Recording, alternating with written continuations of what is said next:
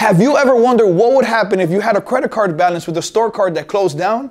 Well, maybe you think that just because the retailer closes location, well, you no longer owe the debt and it just magically disappears. Well, that may sound like an ideal scenario for some. Unfortunately, that's not the case. If you have a balance on the store card, you still owe the debt to the issuer, and you have to remember that with a store branded credit card, it's not the specific retailer that offers you the financing, but instead you're underwritten by a bank. So basically you still owe the bank and not the store.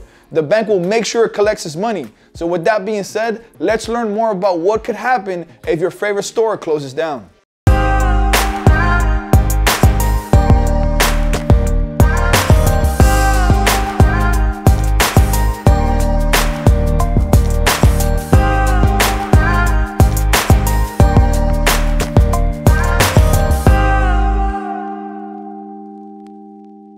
So now you may be asking, what happens to your credit card? Well, there's several things that can happen with your credit card. Your account could get closed, the card could still be used for online purchases or purchases within that specific brand, or the issuer will assign your line of credit to another retailer.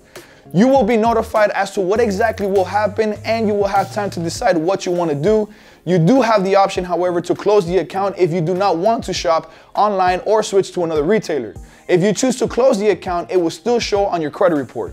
Now, you may be wondering what happens to your credit score if the retailer closes the account even though you choose not to. Well, if you had a credit card for many years, the average length of your credit history will be affected, as this helps determine your credit score.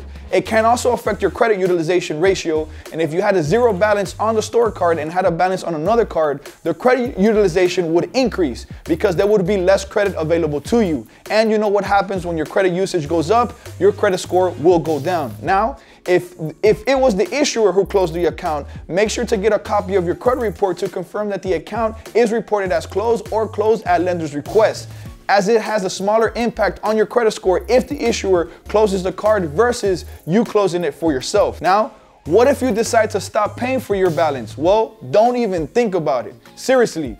You will still be responsible for the debt, and having late payments or not paying altogether will cause your score to plummet, just like it would for other types of debts. Plus, I'm sure you don't want to deal with those nasty debt collectors, right? Now let's go ahead and talk about your rewards. Well, unfortunately, your rewards would disappear along with the store. So as soon as you hear that the store will be closing, it's a good idea to call the issuer as soon as possible and find out the time frame for redeeming your rewards. Now, if only the store near you will be closing and it would be too far for you to visit another location, you still may want to refrain from closing the card. Consider shopping online or keep an account open to avoid damaging your credit any further. In a rare occasion, an issuer may still sell the account or transfer it to another company. If this happens, you may see some changes on your credit report. Well, the original account will probably be showing as closed, and then it's been transferred or sold to another company. You may also see the debt appear on your credit report under the new company's name with a note specifying that it was purchased or transferred from one issuer to another. Now, keeping all these things in mind, if you're still planning to open a store card, because like we've discovered in the past, a store credit card usually has a higher interest rate compared to your traditional credit cards and may not offer benefits such as cash back. In the event that you find yourself in a situation where you have a store card and the retailer is no longer in town, make sure that you know what your options are available to you to protect your credit score overall. So with that being said, guys, thank you guys for the love and support. I hope that you like the information on this video, and make sure to leave in the comments below what are your suggestions or if you've been in this scenario before. So like I said before, thanks again for the love and support. Make sure to like, comment, subscribe, share with family and friends, and until the next episode on Keeping It Real with Credit, peace.